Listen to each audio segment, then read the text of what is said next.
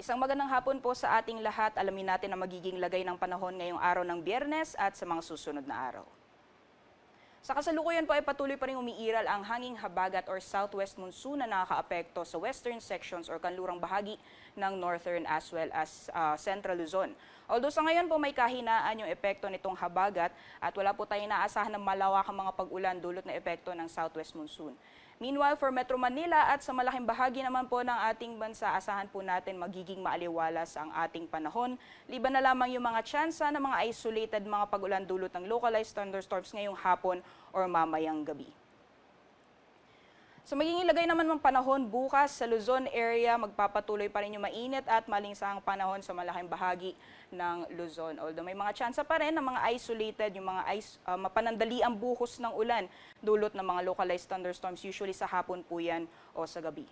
Para sa temperatura naman for ilang lalawigan dito sa Luzon area, for Baguio City maglalaro 17 to 24 degrees Celsius, 26 to 32 degrees Celsius para sa Lawag, 24 to 34 degrees Celsius sa Tuguegarao, sa Tagaytay naman 23 to 31 degrees Celsius, samantalang ang temperatura sa Metro Manila, Legazpi, pati na rin sa Kalayaan Islands at Puerto Princesa, posibleng maglaro mula 26 to 33 degrees Celsius.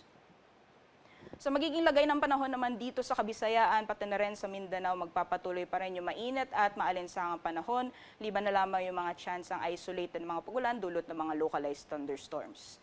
Para sa temperatura for Metro Cebu, maglalaro mula 26 to 31 degrees Celsius, sa Iloilo as well as sa Tacloban, posibleng maglaro mula 26 to 33 degrees Celsius.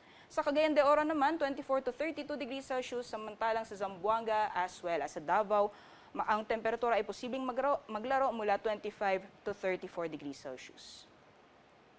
Sa kalagayan naman po ng ating karagatan, wala po tayong nakataas na gale warning sa anumang baybayin ng ating bansa. Banayad hanggang sa katamtaman ng mga pag-alon ang ating mararanasan sa malaking bahagi po ng ating kapuluan o sa mga baybayin ng ating bansa. Kaya malayo pong mga kapalaot ang ating mga kababayang mangingisda, pati na rin yung may mga maliit na sakyang pandagat. And this coming or next week, particularly this coming Sunday until Tuesday, posible pa rin po makakaranas pa rin yung mainit at maalinsangang panahon sa mga piling syudad ng ating bansa. Metro Manila temperatures maglalaro mula 25 to 32 degrees Celsius, sa Baguio City 17 to 24, for Legazpi City naman 26 to 32 or 25 to 32 degrees Celsius, for Metro Cebu 25 to 31 degrees Celsius, and for Metro Davao naman 25 to 34 degrees Celsius. Dito sa Metro Manila, si Haring Araw ay lulubog mamayang 6:03 p.m. at sisikat naman bukas ng 5:45 a.m.